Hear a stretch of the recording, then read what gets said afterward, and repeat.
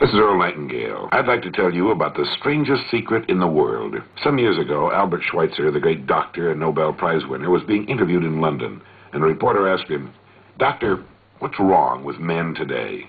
The great doctor was silent for a moment, and then he said, "Men don't think. It's about this that I want to talk with you. We live today in a golden age. This is an era that man has looked forward to, dreamed of, and worked toward for thousands of years. But since it's here, we pretty well take it for granted. Ours is a land of abundant opportunity for everyone. But you know what happens? Let's take 100 men who all start even at the age of 25. If you asked any one of them if he wanted to be a success, he'd tell you that he did. And you'd notice that he was eager toward life. There was a certain sparkle to his eye, an erectness to his carriage, and life seemed like a pretty interesting adventure to him. But by the time these 100 men reach the age of 65, only 5 will have made the grade. Only 5 are successful. When we say only 5% achieve success, we have to define success, and here's the definition. Success is the progressive realization of a worthy ideal. If a man is working toward a predetermined goal and knows where he's going, that man is a success. If he's not doing that, he's a failure. Success is the progressive realization of a worthy ideal. Rollo May, the distinguished psychiatrist, wrote a wonderful book called Man's Search for Himself. And in this book he says, the opposite of courage in our society is not cowardice, it's conformity. A survey was made one time that covered a lot of men, working men, and these men were asked, "Why do you work? Why do you get up in the morning?" 19 out of 20 had no idea. They simply said, everyone goes to work in the morning, and that's the reason they do it, because everyone else is doing it. And there you have the trouble today. It's conformity. People acting like everyone else without knowing why, without knowing where they're going. Now, we learn to read by the time we're 7. We learn to make a living by the time we're 25. Usually, by that time, we're not only earning a living, we're supporting a family. And yet, by the time they're 65, the great majority hasn't learned how to become financially independent in the richest land that has ever been known. Why? They conform. They're acting like the wrong percentage group, the 95% who don't succeed. Why do these people conform? Well, let's get back to our definition of success. Who succeeds? The only man who succeeds is the man who is progressively realizing a worthy ideal. He's the man who says, I'm going to become this, and then begins to work toward that goal. He succeeds because he knows where he's going. Think of a ship leaving a harbor, and think of it with a complete voyage all mapped out and planned. The captain and crew know exactly where the ship is going and how long it will take. It has a definite goal, and it will reach that goal. Now let's take another ship, just like the first, only let's not put a crew on it, or a captain at the helm. Let's give it no aiming point, no goal, no destination. We just start the engines and let it go.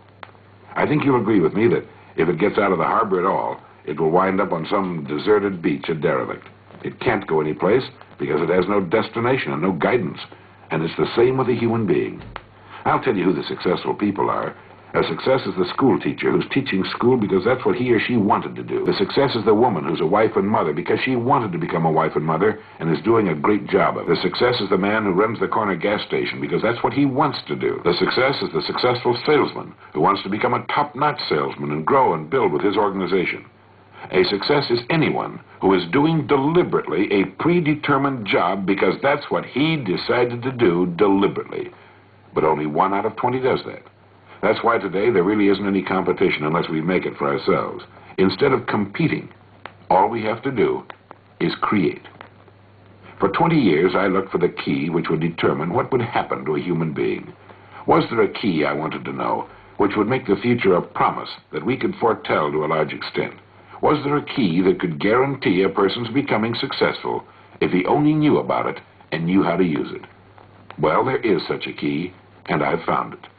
Here's the key to success and the key to failure. We become what we think about. Now let me say that again. We become what we think about. Throughout all history, the great wise men and teachers, philosophers and prophets have disagreed with one another on many different things. It's only on this one point that they're in complete and unanimous agreement. Buddha said, all we are is what we've thought about. Marcus Aurelius said, a man's life is what his thoughts make of it. Disraeli said, everything comes if a man will only wait. I've brought myself by long meditation to the conviction that a human being with a settled purpose must accomplish it, and that nothing can resist a will that will stake even existence for its fulfillment. Ralph Waldo Emerson said this, "A man is what he thinks about all day long." William James said, "The greatest discovery of my generation is that human beings can alter their lives by altering their attitudes of mind." And George Bernard Shaw said, "People are always blaming their circumstances for what they are. I don't believe in circumstances. The people who get on in this world are the people who get up and look for the circumstances they want, and if they can't find them, make them." Well, it's pretty apparent, isn't it? We become what we think about. It stands to reason that a person who's thinking about a definite and worthwhile goal is going to reach it, because that's what he's thinking about, and we become what we think about. Conversely, the man who has no goal, who doesn't know where he's going, and whose thoughts must therefore be thoughts of confusion and anxiety and fear and worry, becomes what he thinks about. His life becomes one of frustration, fear, anxiety, and worry. And if he thinks about nothing, he becomes nothing. You see, the human mind is the last great unexplored continent on Earth. It contains riches beyond our wildest dreams. It will return anything we plant in it. Now, you might say, but if that's true, why don't people use their minds more? Why don't they till their fertile mental soil? We have the answer to that, too. Our mind comes as standard equipment at birth. It's free, and things that are given to us for nothing we place little value upon. Things that we pay money for, we value. The paradox is that exactly the reverse is true.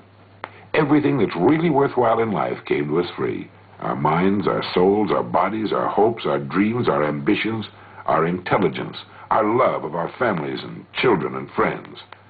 All these priceless possessions are free.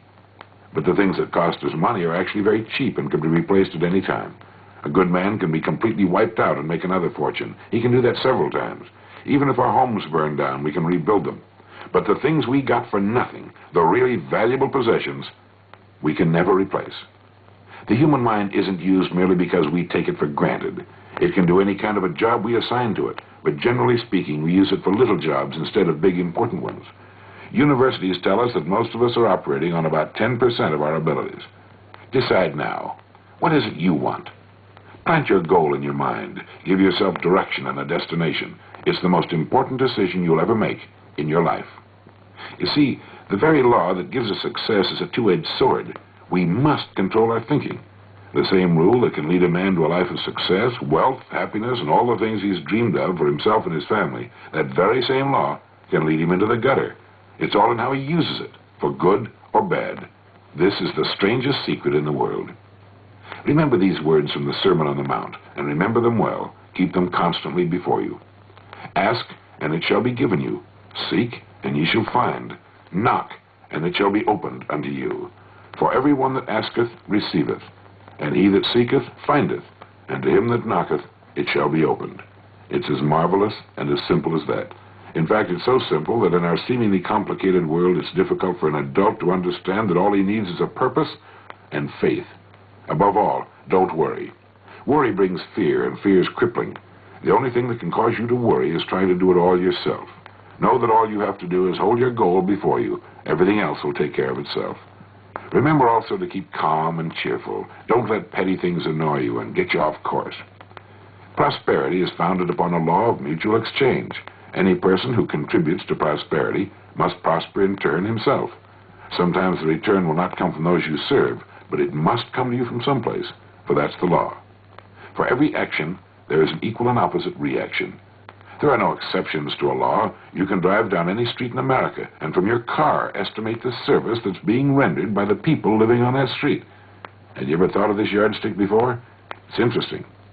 Once this law is fully understood, any thinking person can tell his own fortune. If he wants more, he must be of more service to those from whom he receives his return. If he wants less, he has only to reduce this service. This is the price you must pay for what you want. If you believe you can enrich yourself by deluding others, you can end only by deluding yourself. It may take some time, but just as surely as you breathe, you'll get back what you put out. The prisons, and we're going someplace, so we should make our time here an exciting adventure. The architect of the universe didn't build a stairway leading nowhere. And the greatest teacher of all, the carpenter from the plains of Galilee, gave us the secret time and time again. As ye believe, so shall it be done unto you.